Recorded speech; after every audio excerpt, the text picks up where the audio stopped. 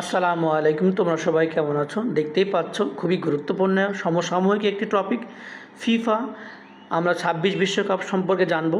আগে ফিফা সম্পর্কে জেনে নিই। দেখো, মাত্র ২ মিনিটের ক্লাসটি অনেক গুরুত্বপূর্ণ। সাম্প্রতিক যে কোনো পরীক্ষা কিন্তু এখান থেকে প্রশ্ন আসবে।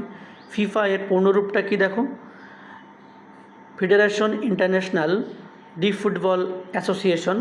প্রতিষ্ঠাতাকাল ১৯০৪ সালের ২১শে মে ফ্রান্সের প্যারিসে প্রতিষ্ঠা হয়। প্রতিষ্ঠাতা সভাপতি রবার্ট গেরা। ফ্রান্সে প্রতিষ্ঠাতা সদস্য হচ্ছে ৭টি, বর্তমান সদস্য ২১১টি। জাতীয় সংস্থা, সদর দপ্তর ভেরি মাচ ইম্পর্টেন্ট, খুবই গুরুত্বপূর্ণ, 3 স্টার। এটা যে কোনো পরীক্ষা কিন্তু আসতে চলেছে যে জুরিক, সুইজারল্যান্ডের জুরিকে এর সদর দপ্তর। বর্তমান সভাপতি জিয়ান্নি ইনফান্তিনো। কনফেডারেশন 6টি। নিশ্চয়ই বুঝতে পেরেছো ক্লাসটি কেমন লেগেছে অবশ্যই জানাবো। এর বাইরে কিন্তু পরীক্ষা আসবে না। ফিফা সম্পর্কে এগুলো জানলেই হবে ইনশাল্লাহ। ধন্যবাদ এতক্ষণ সাথে থাকার জন্য। আসসালামু আলাইকুম। তোমরা সবাই কেমন আছো? দেখতেই পাচ্ছ খুবই গুরুত্বপূর্ণ সমসাময়িক একটি টপিক ফিফা। আমরা ২৬ বিশ্বকাপ সম্পর্কে জানবো। আগে ফিফা সম্পর্কে জেনে নিই। দেখো, মাত্র ২ মিনিটের ক্লাসটি অনেক গুরুত্বপূর্ণ। সাম্প্রতিক যে কোনো পরীক্ষা কিন্তু এখান থেকে প্রশ্ন আসবে।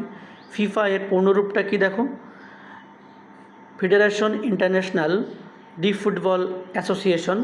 প্রতিষ্ঠাতাকাল ১৯০৪ সালের ২১শে মে ফ্রান্সের প্যারিসে প্রতিষ্ঠা হয়। প্রতিষ্ঠাতা সভাপতি রবার্ট গেরা।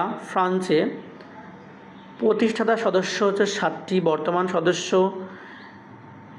২১১টি। জাতীয় সংস্থা, সদর দপ্তর ভেরি মাচ ইম্পর্টেন্ট, খুবই গুরুত্বপূর্ণ, 3 স্টার। এটা যে কোনো পরীক্ষা কিন্তু আসতে চলেছে যে জুরিক, সুইজারল্যান্ডের জুরিকে এর সদর দপ্তর। বর্তমান সভাপতি জিয়ান্নি ইনফান্তিনো। কনফেডারেশন 6টি। নিশ্চয়ই বুঝতে পেরেছো ক্লাসটি কেমন লেগেছে অবশ্যই জানাবো। এর বাইরে কিন্তু পরীক্ষা আসবে না। ফিফা সম্পর্কে এগুলো জানলেই হবে ইনশাল্লাহ। ধন্যবাদ এতক্ষণ সাথে থাকার জন্য।